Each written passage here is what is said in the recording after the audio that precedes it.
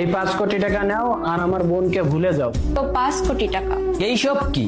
তুমি তো বলেছিলে ভাই আমার সাথে দেখা করতে চাই, বিয়ের ব্যাপারে কথা বলার জন্য। কিন্তু এই টাকা, আমি এখানে টাকার জন্য আসিনি, আমি প্রীতির জন্য এসেছি। তুমি পাগল নাকি? পুরো 5 কোটি টাকা পাচ্ছ। টাকা নাও আর এখান থেকে চলে যাও। তুমি পাগল হয়ে গিয়েছো নাকি? হ্যাঁ, তুমি কেন চাচ্ছ আমি এই টাকা নেব আর তোমাকে ভুলে যাব? তুমি আমার জন্য 5 কোটি টাকা ছেড়ে দিচ্ছ? তোমার মাথা ঠিক আছে তো?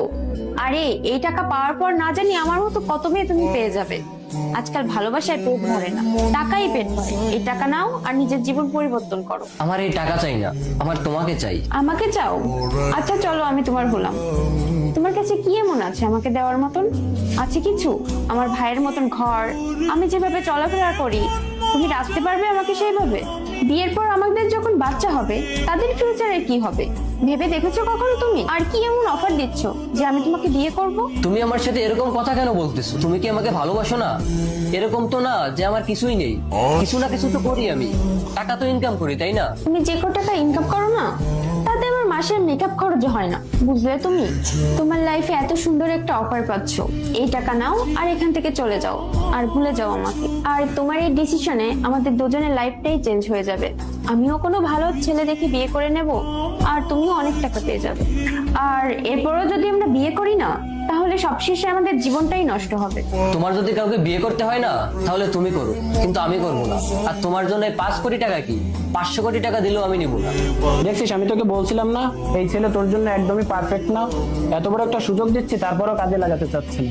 আরে একদমই বুদ্ধি নেই এর, আর না আছে কোনো স্বপ্ন।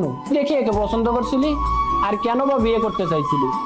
এই জন্য তো ভাইয়া আমি আমার ডিসিশন চেঞ্জ করে নিয়েছি। এখন আমি ওকে করতে চাই না বিয়ে। তোর কাছে ভালোবাসার মানে কি একটু বল তো শুনি। আমার কাছে ভালোবাসার মানেই হচ্ছে প্রীতি। আমি এই টাকা ছাড়া থাকতে পারবো, কিন্তু প্রীতিকে ছাড়া থাকতে পারবো না। কিন্তু আমার বোন তোমার সঙ্গে থাকতে পারবে না, এই মাত্রই তো বললো। আরে ওর শখ আর ইচ্ছা সবকিছুই বড় লোকি, আর ওর ভাই ওকে সবকিছু দিয়েই সুখে রেখেছে।